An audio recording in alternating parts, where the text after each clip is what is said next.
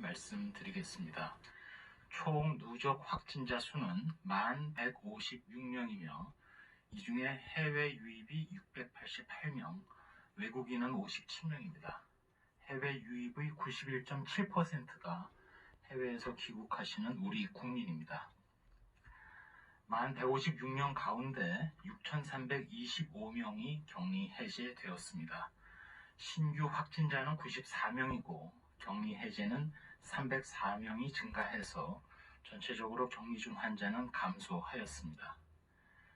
안타깝게도 추가로 3명의 사망자가 발생을 하였습니다. 지역별 현황을 보시면 서울과 대구, 경기도를 제외하고는 해외 유입을 뺀 지역에서의 발생, 물론 잠정 통계이긴 합니다만 1명 또는 9개 시도의 경우에는 어제 하루 현재로는 지역 발생이 한 건도 없는 시도가 9개에 이르렀습니다. 전국적으로 약 82.7%가 집단 발생과의 연관성을 확인할 수 있었습니다.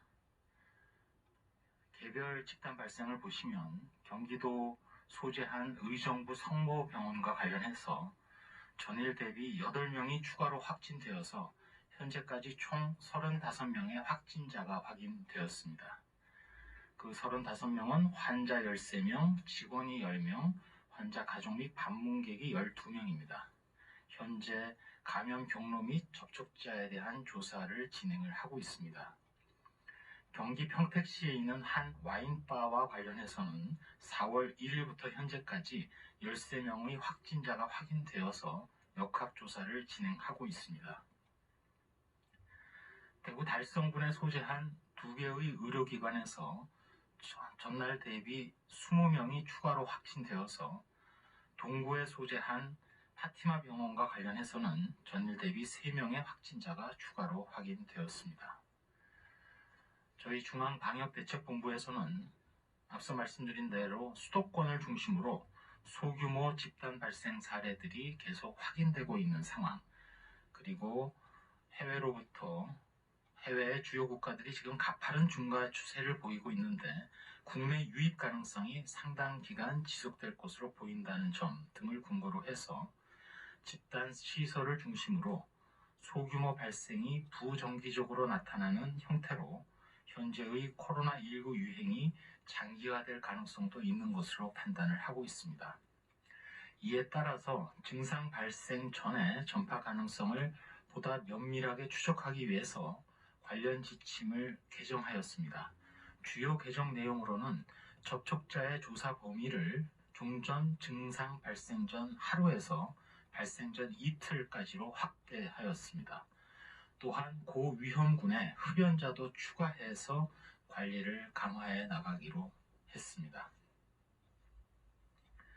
특별히 주말을 맞아서 오늘부터 또한 연장된 강화된 사회적 거리 두기에 전 국민이 계속 협조하고 다 잘 지켜주시기를 당부드리겠습니다. 특별히 이번 주말에도 실내에서 밀접한 접촉이 일어날 수 있는 활동이나 외출은 최대한 자제해 주시고 손 씻기, 기침 예절 등 개인위생 수칙을 꼭 지켜주시기 바랍니다. 오늘은 특별히 소독 등 환경관리와 관련해서도 말씀드리도록 하겠습니다. 통상 소독은 환경부에서 승인 또는 신고된 소독제를 선택해서 제품별로 사용량, 사용 방법, 주의사항 등을 준수해서 시행해 주시기 바랍니다. 원칙적으로 소독은 코로나19 환자가 이용한 집단시설 또는 다중이용시설 등에서 환자의 동선에 따라 시행되는 것이 일반적이지만 일상적인 지역사회 내의 공공장소나 가정에서 예방적으로 소독을 실시하는 것도 가능합니다.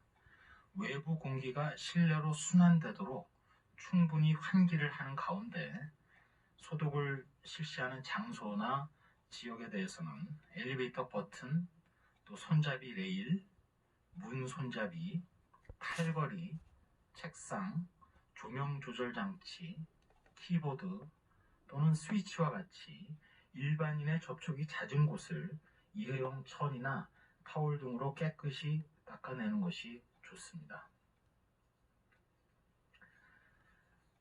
브리핑 마지막으로 어제 코로나19 환자를 진료하던 중에 감염된 의료인께서 희생되는 안타까운 일이 있었습니다.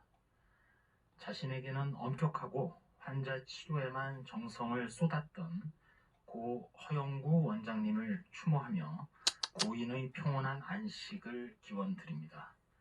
국민들께서도 같은 마음으로 애도하고 계십니다. 유가족 분께도 깊은 위로의 말씀을 드립니다.